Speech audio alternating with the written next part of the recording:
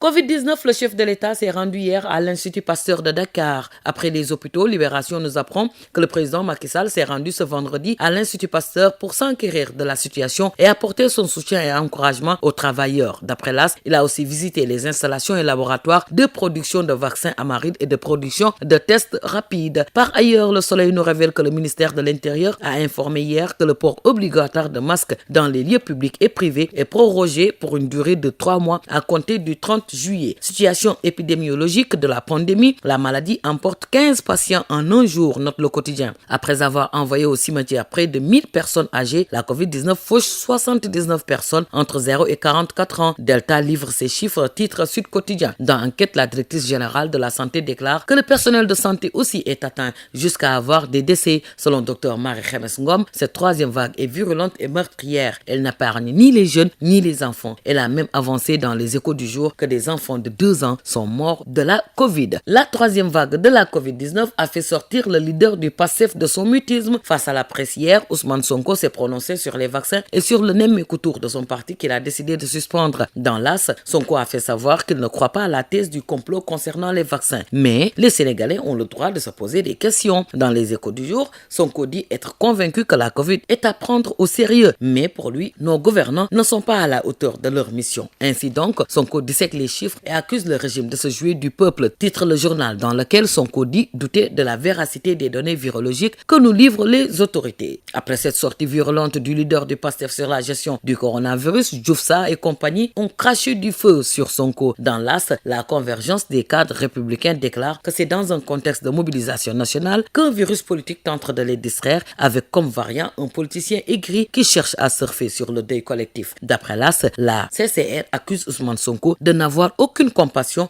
pour les victimes et d'être arrogant et ignorant. Selon la convergence des cadres républicains, tout le discours de Sonko reste articulé sur la haine qu'il éprouve à l'endroit du chef de l'État. Sonko, un virus politique, titre critique.